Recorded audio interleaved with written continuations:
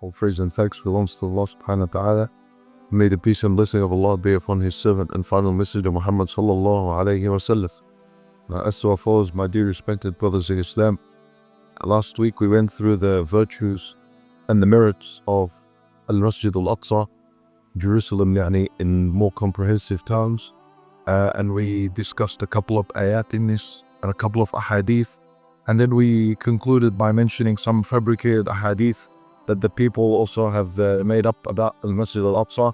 And we reach now to the point in where we'll discuss, inshallah ta'ala, the journey of Al-Isra Wal-Me'raj. Perhaps we'll only have time for the Isra only, and then maybe next week the Mi'raj story. I will tell what the difference is. What is meant by Al-Isra, it comes from the word Sara Yasri. And Sara meaning to travel. And more specifically, Sara meaning to travel at night. This is what it means, right? وَاللَّيْلِ إِذَا يَسْرِ. Allah Azza wa Jal, He says, سُبْحَانَ الَّذِي أَسْرَى بِعَبْدِهِ لَيْلًا, right? Asra also, when it's used on its own like this, the word Asra by itself, when Allah Azza wa Jal says, سُبْحَانَ الَّذِي أَسْرَى, meaning a part of the night. It means a part of the night and not complete and the full night. And this is from the miracle that Allah subhanahu wa ta'ala gave in Nabi sallallahu alayhi wa sallam. So what is meant by Al-Isra is the journey from Makkah all the way to Al-Masjid Al-Aqsa. That's what is meant by Al-Isra. And what is meant by Al-Mi'raj is Nabi sallallahu alayhi wa sallam going from Al-Masjid Al-Aqsa all the way and ascending into the levels of the heavens, meaning the prophets and so on, until he reaches Allah subhanahu wa ta'ala. And then Allah subhanahu wa ta'ala speaks to it. When we get to the Mi'raj part, we'll explain that story. The proof for the Isra is in Surah Al-Isra. Subhana alladhi asra bi'abdihi laylan min al-masjid al-haram ila al-masjid al-aqsa. And the proof for the Mi'raj is from Surah Al-Najm, which Allah subhanahu wa ta'ala says, وَلَقَدْ رَآهُ نَزْلَةً أُخْرَى عِنْدَ سِدْرَةِ الْمُنْتَهَى عِنْدَهَا جَنَّةُ الْمَأْوَى إِذْ يَغْشَى السِّدْرَةَ مَا يَغْشَى مَا زَاغَ الْبَصَرُ وَمَا طَغَى لَقَدْ رَأَى مِنْ آيَاتِ رَبِّهِ الْكُبْرَى. Those ayat in Surah Al-Najm are the proof for the Mi'raj. Those ayat basically, they speak about the Nabi sallallahu alayhi wasallam's second sighting of the angelic form of Jibreel alayhi salam. Nabi sallallahu alayhi wasallam saw Jibreel in his angelic form only twice. So the ayat in Surah Al-Najm said, وَلَقَدْ رَآهُ نَزْلَةً أُخْرَى. He saw him a second time. And the second time he saw him in his angelical form was in the seventh sky. عِنْدَ السِّدْرَةِ الْمُنْتَهَى. This is the lotus tree. We'll speak about that tree. عِنْدَهَا جَنَّةُ الْمَأْوَى. Right there is where Jannatul Ma'wa is. إِذْ يَغْشَى السِّدْرَةَ مَا يَغْشَى مَا زَاغَ الْبَصَرُ وَمَا طَغَى. This is where Jibreel alayhi salam stopped. And he said to Nabi sallallahu alayhi wa sallam, I can't pass this. You need to go on your own. And this is where Allah subhanahu wa ta'ala would take Nabi sallallahu alayhi wa sallam all the way until he meets Allah subhanahu wa ta'ala, and Allah azza wa jal gives him the commandment and the obligation of a salat. And then there's a discussion whether he saw Allah subhanahu wa ta'ala or not. When we get there, inshallah, we'll explain that kind of discussion. Now, Al-Isra Wal-Me'raj is a story and an event that is agreed upon by Ummah al-Nabi sallallahu alayhi wa sallam. There are some people, this is from the munafiqun, that believe this did not exist altogether and it's a fabrication, right? But the vast majority, and this is unanimous agreement, that this kind of trip occurred during the lifetime of Rasulullah sallallahu alayhi wa sallam. When did Al-Isra Wal-Me'raj happen? When did it take place? There is no doubt that it took place after Nabi sallallahu alayhi wa sallam returned from his trip to Al-Ta'if, from his da'wah trip to Al-Ta'if. You know that story, Nabi sallallahu alayhi wa sallam ends up in Al-Ta'if after the people of Makkah rejected him and had nothing to do, didn't want to have anything to do with his da'wah message. So he goes to Al-Ta'if, they also reject him as well. Very sad year, the year before that, Aisha radiallahu or Khadija radiallahu anha had died, or Abu Talib had died. Am al-Huzn, it was known as the year of grief. And these people have rejected him. So immediately after this, now Allahu Alam exactly what year this happened, but there is no doubt that it happened after Nabi sallallahu alayhi wa sallam returned from Al-Ta'if.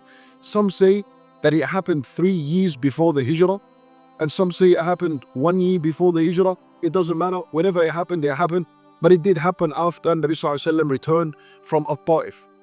And why did it happen? This Isra Wal-Me'raj happened, it was as a gift from Allah to Nabi sallallahu alayhi wa sallam to comfort his heart.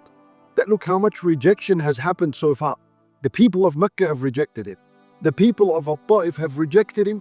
Not only that, abused him, swore at him, slandered him. and they actually physically tortured him and threw stones at him. So this is the worst kind of rejection that a person can see from his people. So Allah subhanahu wa ta'ala wanted to comfort the heart of Rasulullah sallallahu alaihi wasallam. So he made this journey for him, Al-Isra Wal-Me'raj, in where Allah Azza wa Jal wanted to meet him, show him other prophets that support him, that encourage him, that acknowledge he is their leader. He would go up to the heavens. Allah Azza wa Jal would say to him that if the people of the earth have rejected you, then the people of the sky have opened their arms for you, and they have all acknowledged you, and they all understand your importance and your significance and how beloved you are to Allah subhanahu wa ta'ala. That Allah Azza wa Jal will make you an imam of all the prophets. That Allah subhanahu wa ta'ala will take you up level by level. That Allah Azza wa Jal will take you to somewhere even Jibreel wasn't able to go. This is how much love Allah Azza wa Jal has for you. For Allah subhanahu wa ta'ala proved that for him in this journey of Al-Isra Wal-Me'raj, which would re-energize the Nabi sallallahu alayhi wasallam once again to go back to his people in Mecca. This is after his return, and begin to preach to them, and increase in his preaching after that. So this was part of the wisdom for why this journey, this entire journey of Al-Isra Wal-Me'raj was set up.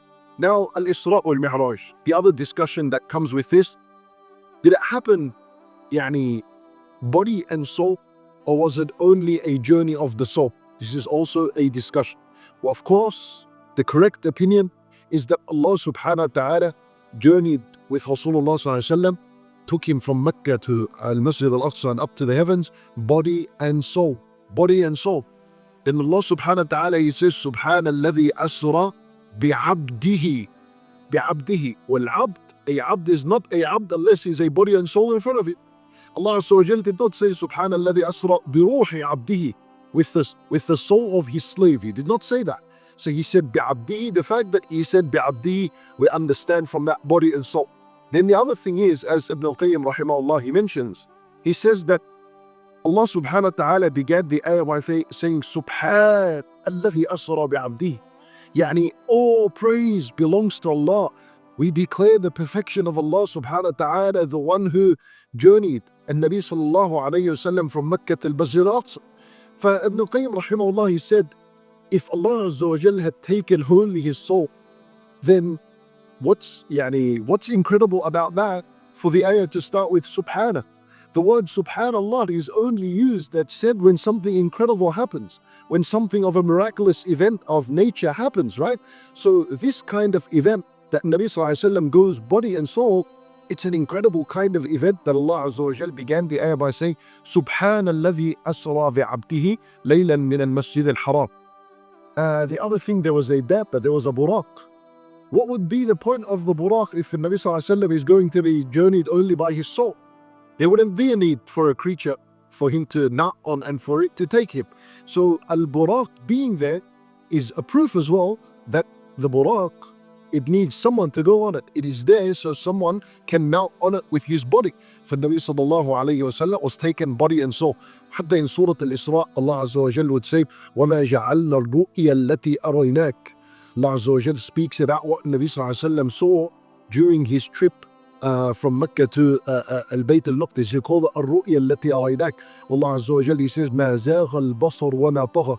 That your eyesight did not deviate, didn't move left or right. It was focused on what Allah Azza wa Jal wanted it to see. Now, what am I saying this? Because the eye is an organ of the body. The eye is not an organ of the soul. So Allah Azza wa Jal, even in other places of the Quran, mentions that the eye of Rasulullah sallallahu alaihi wasallam saw. And so the soul does not have an eye. The eye is for the body itself. فالصحيح here is that Nabi sallallahu alayhi wa sallam was taken from Al-Masjid Al-Aqsa, from Mecca to Al-Masjid Al-Aqsa, body and soul. Now, the Isra Wal-Me'raj, of course, this event happened only once in the lifetime of Rasulullah sallallahu alayhi wa sallam. You'll find other opinions that mention it happened more than once. All of that is fabricated, has nothing to do with the truth. Really, it only happened once in the lifetime of Rasulullah sallallahu alayhi wa sallam. Okay, now the actual story of Al-Isra. So Nabi sallallahu alayhi wa sallam, he mentions the story by himself, and he mentions it, narrates it to the companions. He says, بينما أنا في الحطيم وربما قال في الحجر مضطجعا إذ أتاني آد فقمته. Nabi sallallahu alayhi wa sallam, he says, just one normal night, ordinary night, I was sleeping in the house of Hanik. That was his house. And this house is in Shi'bi Abi Talib. Yani it's away from the Kaaba. And Jibreel alayhi salam came to Nabi sallallahu alayhi wasallam, and he took him from an opening in the roof. He took him from the house of Hani, and he took him all the way until he reached the Kaaba with. And then he put him where the Kaaba was. When Nabi sallallahu alayhi wasallam, he says, وَكُنْتُ بَيْنَ الْيَقَظَانِ وَالنَّائِمِ. Yani he was half awake, half sleepy, right? He was just being taken out of his house during the night when he was asleep. And he was placed right next to the Kaaba.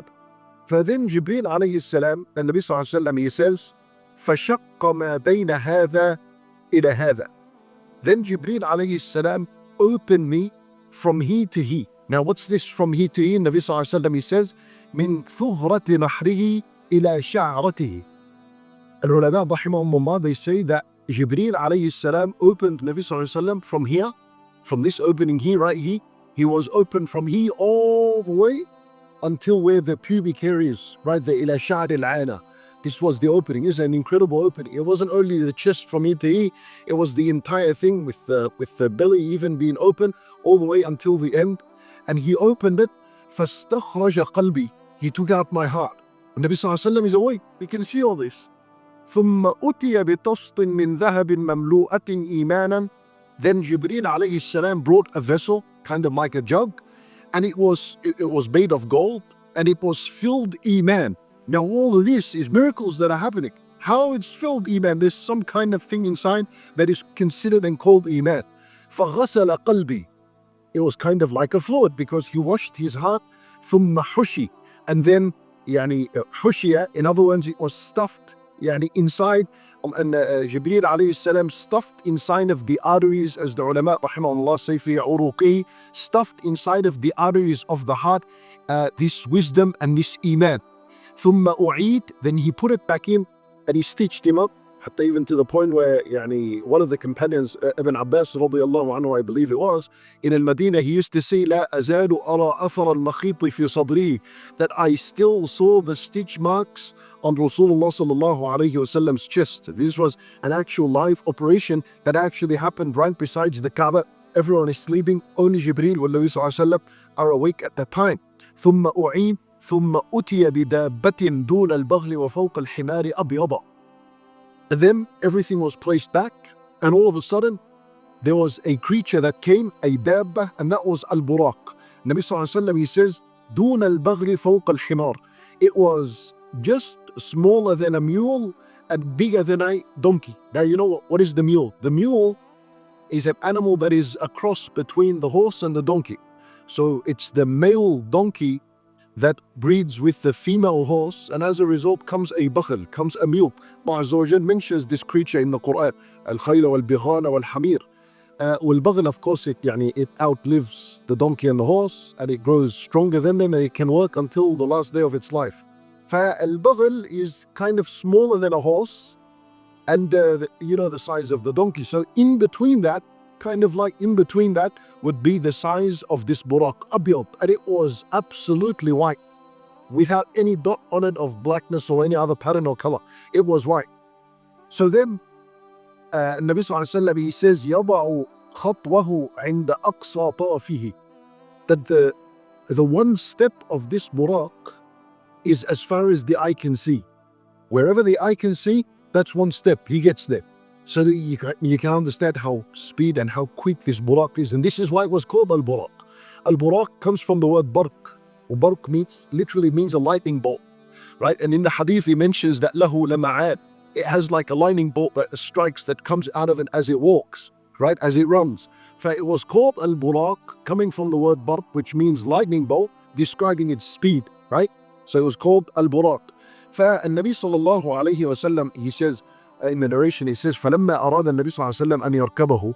When the Prophet صلى الله عليه وسلم wanted to mount al-buraq, استصعب عليه. The buraq, it began to shake, and it became terrified, and he started moving. فقال جبريل, النبي جبريل عليه السلام, he said to the buraq, أبي محمد تفعل هذا? Now the time of Rasulullah صلى الله عليه وسلم, you're acting up like this? What this implies is that this buraq is not only a creature that carried the Nabi sallallahu alaihi wasallam. Al-buraq is a creature that carried every single prophet to Al-Masjid Al-Aqsa. Every prophet has been to Al-Masjid Al-Aqsa, and the way they got there is on Al-Buraq. So this Buraq began to hesitate and started shaking and moving, because since the last prophet was on it, it has been a very long time, which was Isa alayhi salam, as the ulama rahimahullah mentioned. So from Isa alayhi salam until that lifetime of Rasulullah sallallahu alaihi wasallam, it's been a very long time. Al-Buraq is not used to, it's been a very long time since someone has mounted his back. So Jibreel alayhi salam, he said to him, now the time of Rasulullah sallallahu alaihi wasallam, you're acting up all like this. فَمَا رَكِبَكَ أَحَدٌ أَكْرَمُ عَلَى اللَّهِ مِنْهُ. There has been no one that is going to mount your back more honorable than Rasulullah sallallahu alayhi wasallam. قَالَ فَارْفَضَّ عَرَقَ. So when the Buraq heard this, it shaped and it was sweaty, and then once it sweat, cooled and calmed down, then the Nabi sallallahu alayhi wasallam mounted this Buraq. فَرَكِبَهُ أي البراق حتى أتيت بيت المقدس فربطته بحلقة التي يربط بها الأنبياء ثم دخلت المسجد فصليت فيه ركعتين ثم خرجت.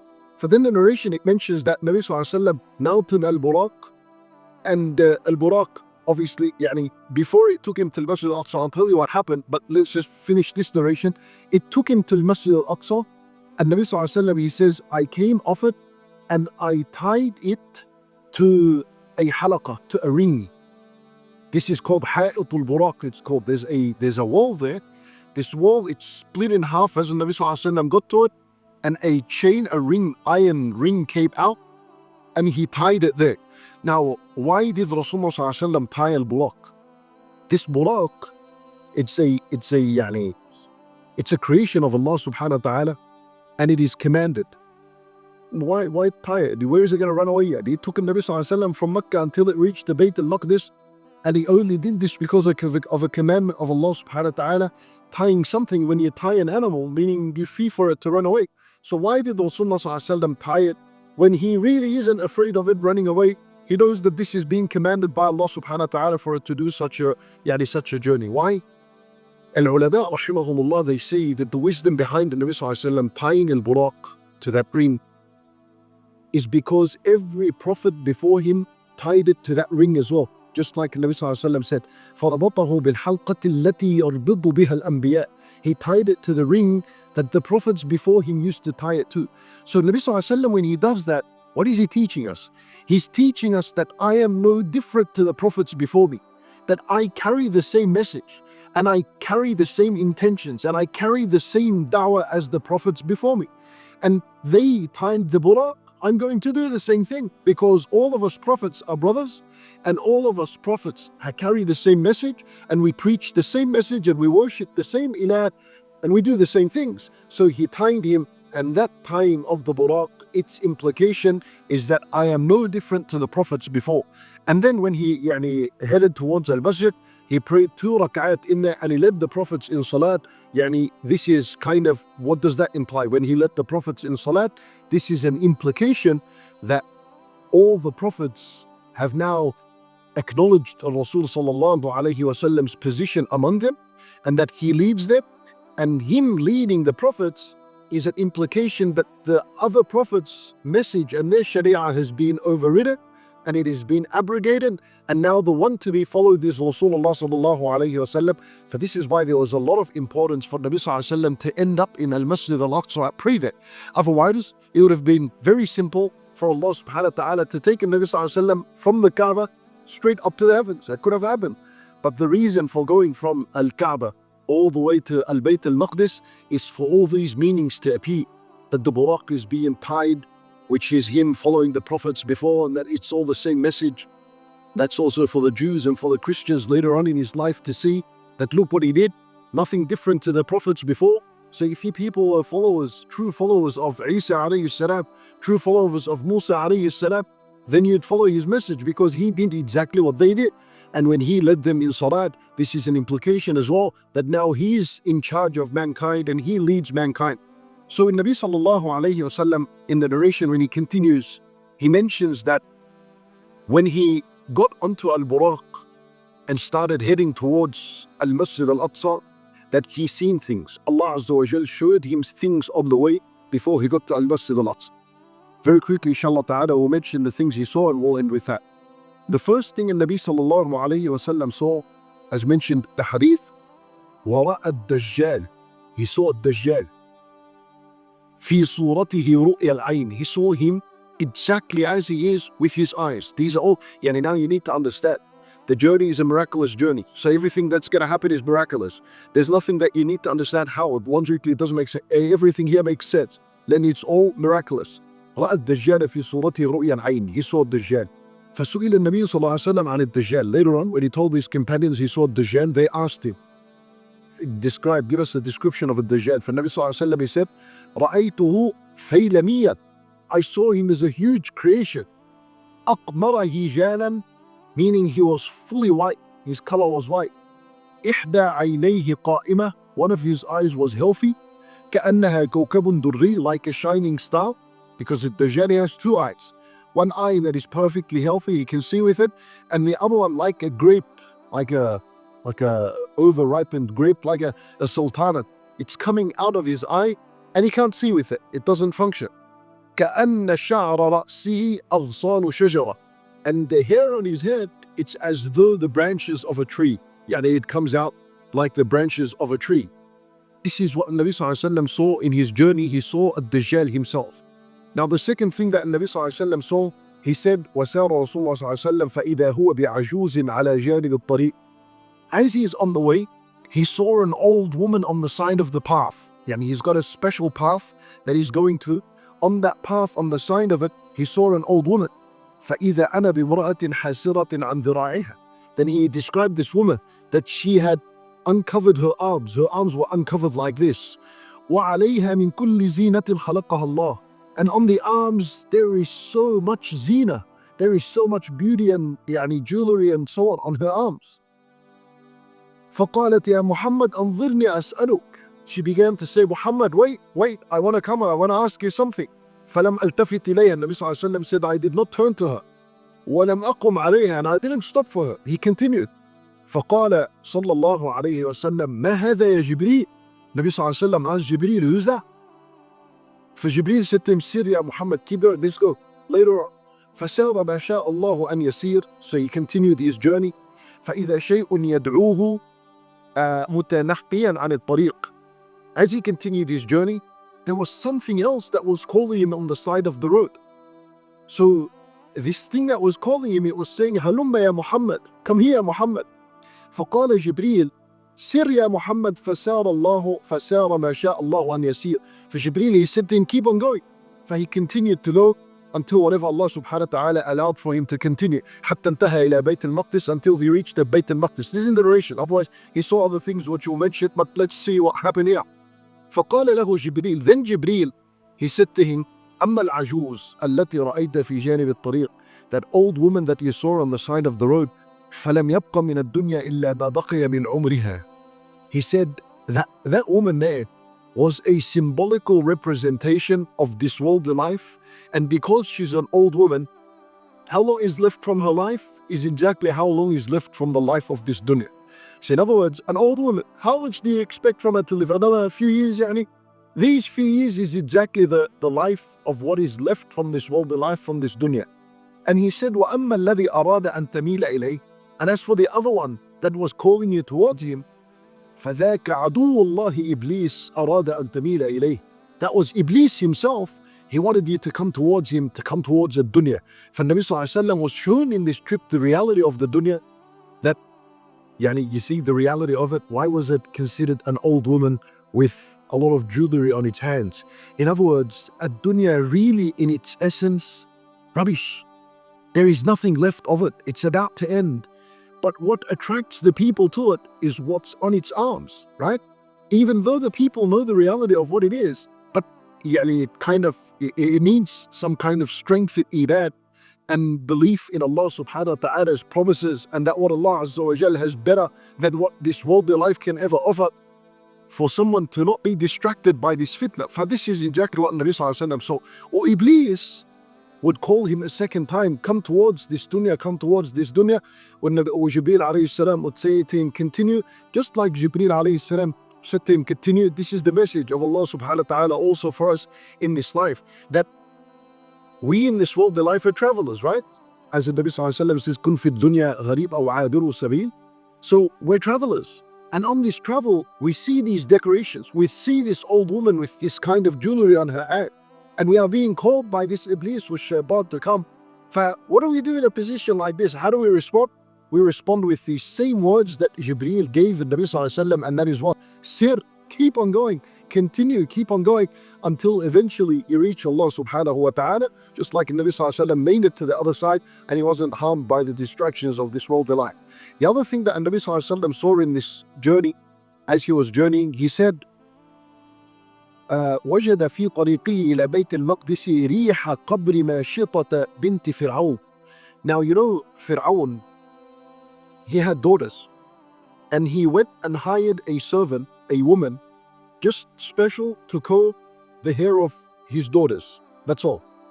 And Nabi Sallallahu Alaihi Wasallam, he says, I came past the grave of this woman that used to comb the hairs of the daughters of Fir'aun, and I smelt the beautiful fragrance and scent that was coming out from her grave.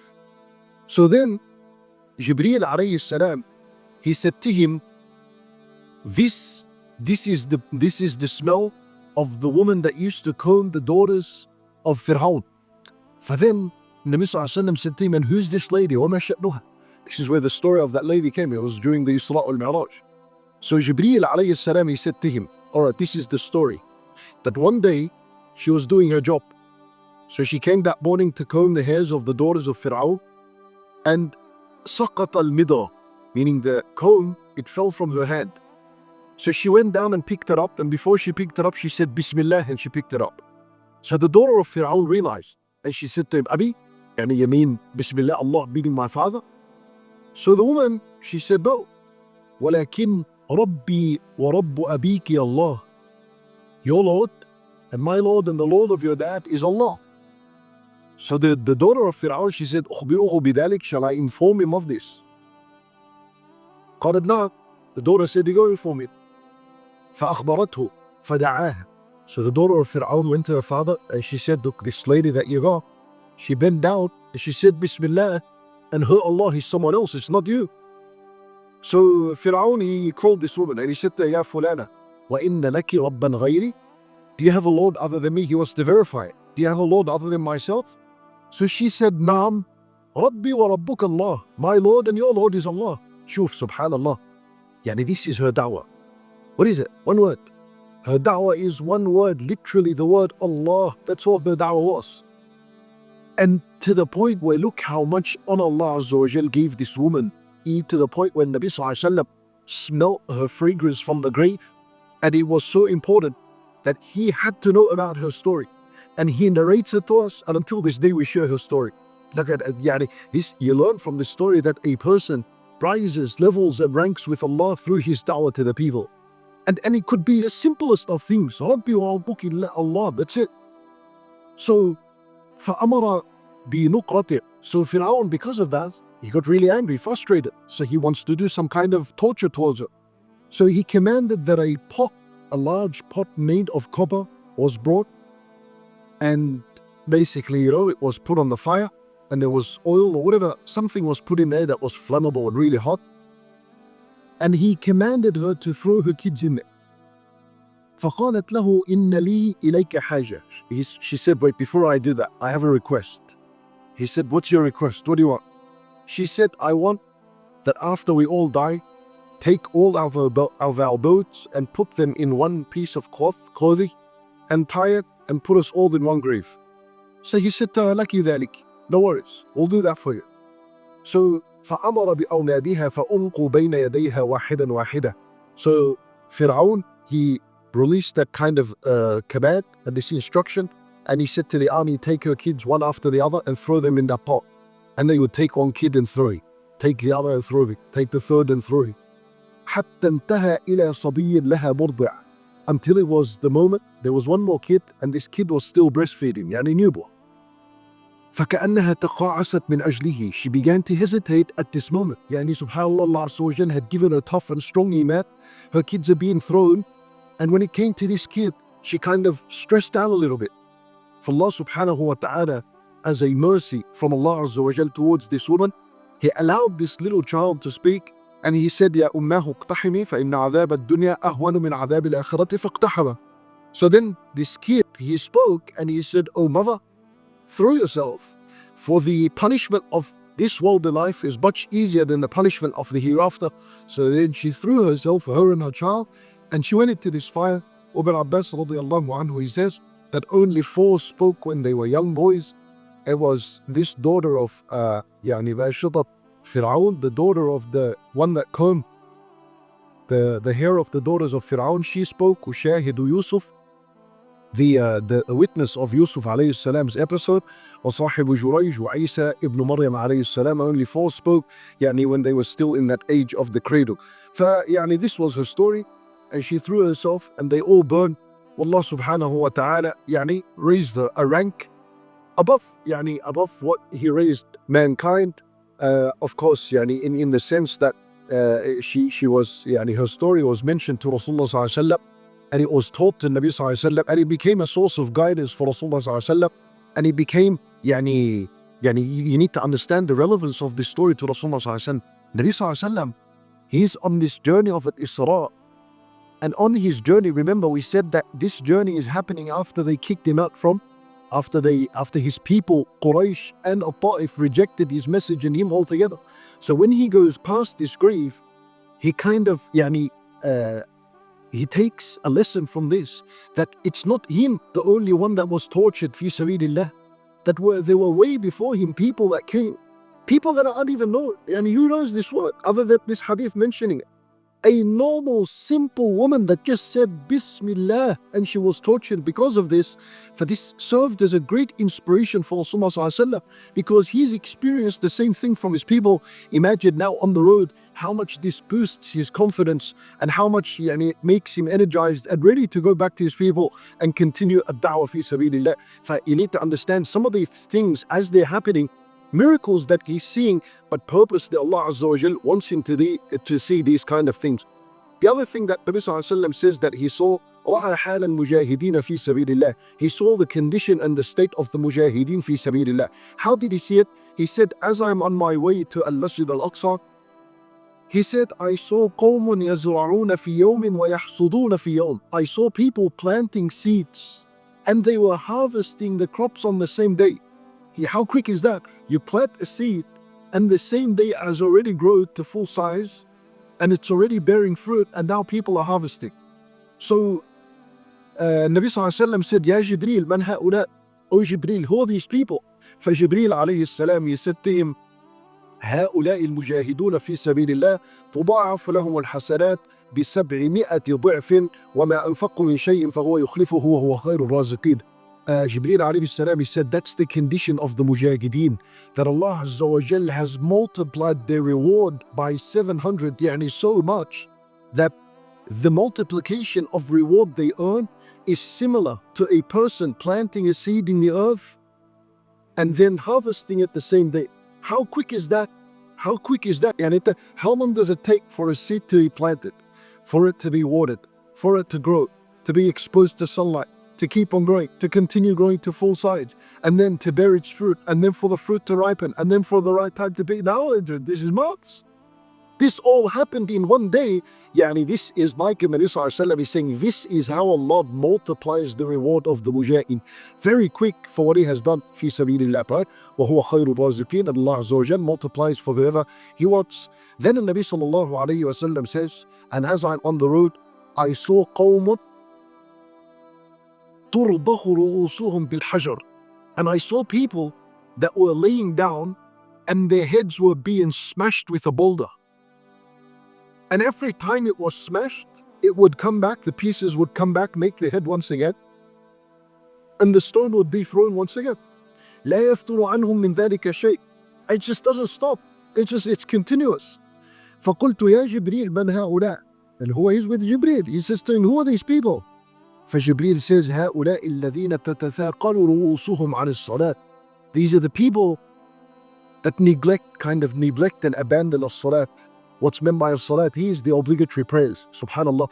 Nabi Sallallahu Alaihi Wasallam is seeing the punishment of the one who neglects the salat before the salat is being obligated. The salat hasn't been obligated yet. It's going to be obligated in the trip of when he goes up Al-Me'raj to Allah subhanahu wa ta'ala, but he is seeing the punishment before the salat is being obligated. So what this teaches us is that when we teach a salat to someone, we're supposed to teach them firstly of the benefits of a salat, and we're also supposed to warn them of what it means if you neglect the salat. Now, that kind of fear is supposed to be instilled, then the Nabi Sallallahu Alaihi Wasallam is being shown the consequence of missing the salat before he's being told pray. Yani this is kind of like instilling fear that don't you dare to leave out your salat, because this would be the ending. A stone would be thrown on this person until the day of judgment, until he's resurrected. And then the Nabi Sallallahu Alaihi Wasallam, he said that on the road, I saw رجلا قد جمع حزمة حطب عظيمة. I saw a person, he was carrying a lot of logs, timber, he was carrying it. لا يستطيع حملها. He can barely carry it.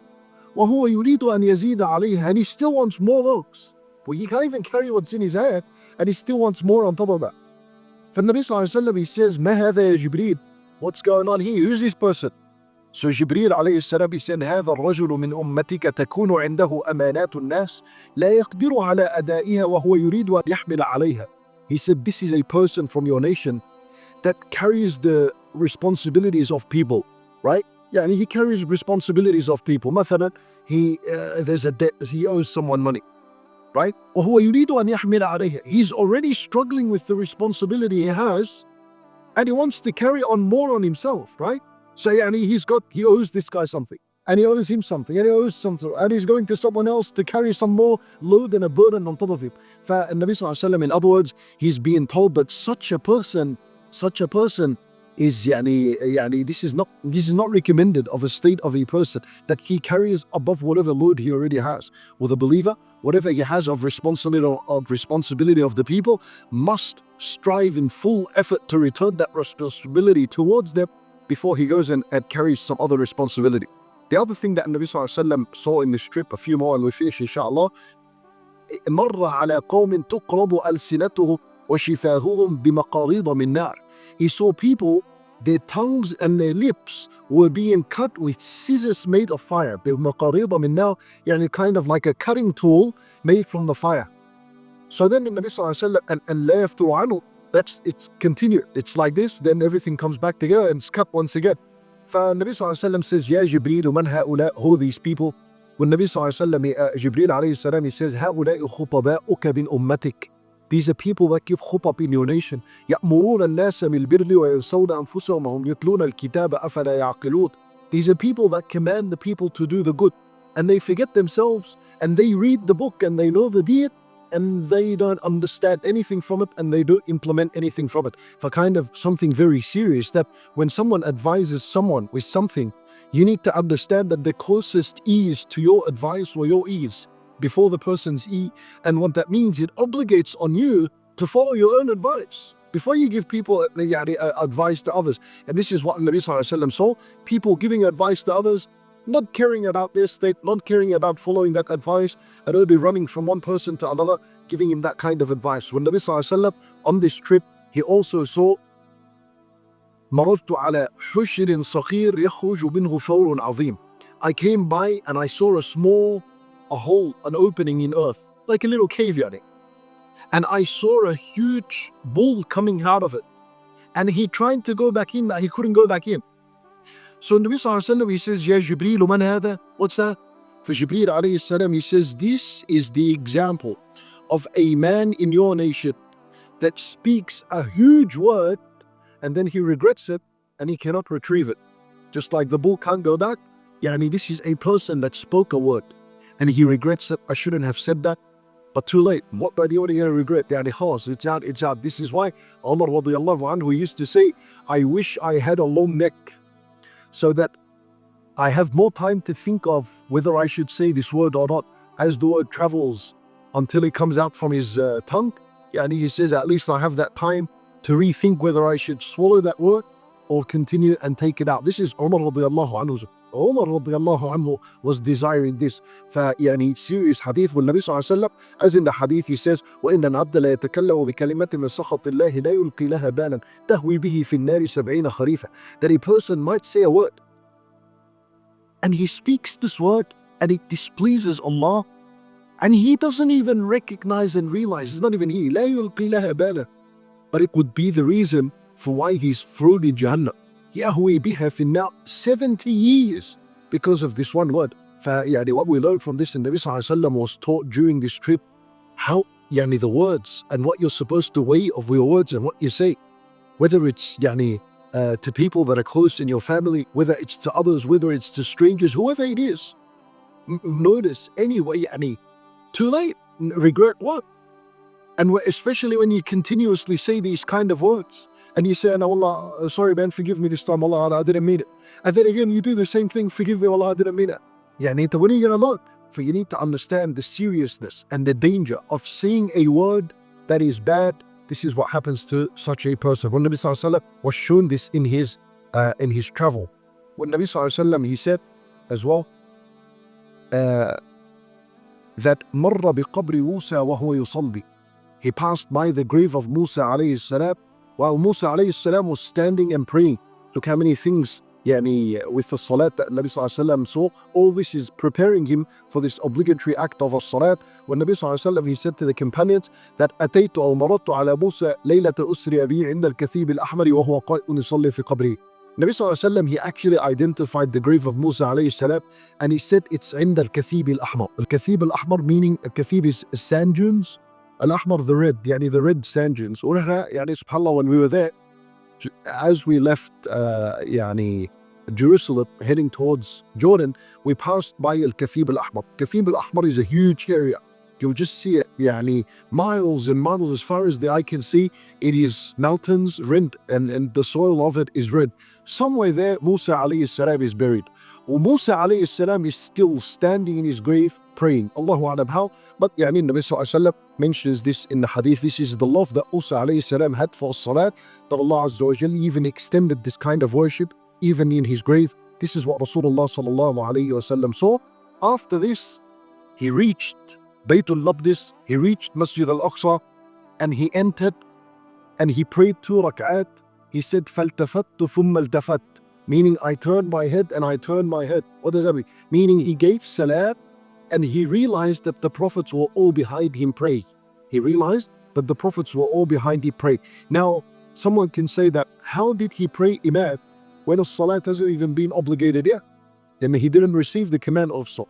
Some ulama, rahimahumullah, they reckon and they assume, that this is their opinion, that Nabi Sallallahu Alaihi Wasallam, he led the prophets in prayer after he came down from the sky, not before. So they say that after he came down from the sky, now he's received the commandment of a salat, and it was at night, so it's come close towards the Fajr time. So he prayed Ila and Fajr, which makes sense because the others in the narration says 2 rak'at. Well, Fajr is 2 rak'at. He led them in that, and they prayed behind him. Now that's weak opinion, right? Because we know that the first salat the Nabi Sallallahu Alaihi Wasallam prayed was Salat al-Dhuhr, also Salat al-Fajr. And let's answer from the sense that they say, okay, salat was only obligated and commanded after he went up. Well, that doesn't mean that there was no salat before that. Nabi Sallallahu Alaihi Wasallam, when he ascended to Allah, he received the 5 obligatory prayers. But before that, there was salat. There was salat al-layl, qum al-layla illa qalila. The people knew how to pray. Well, Nabi Sallallahu Alaihi Wasallam would pray, right? But it makes so wallahu a'lam, as-sahih is that Nabi Sallallahu Alaihi Wasallam, he led the prophets in salat as soon as he arrived to Masjid Al-Aqsa, before he went up to the heavens. And he led them with ulama, rahimahumullah. There's one more issue to mention, and that is, were they there body and soul, or were they only there as a soul? For ulama, rahimahumullah, to answer that, they say that Allah Azza wa Jal brought all the prophets as a soul there, and he created for them new bodies that are exactly similar to their bodies that are in the graves. So the original body of that prophet was still where it is buried in the grave. Like Isa alayhi salam was still in the sky, or Idris still in the sky. And the prophets that were behind him were given a body that Allah had created that is similar to their body, and their actual soul was in that body. When Nabi Sallallahu Alaihi Wasallam led them in salat, and then after this, after he led them in salat, this is where Jibreel took by his hand until they reached the mount, and then from there they ascended to the heavens. Inshallah ta'ala, we're going to speak about this in next week, the story of Al-Mi'raj. وصلى الله وسلم وبارك على نبينا محمد وعلى آله وصحبه أجمعين.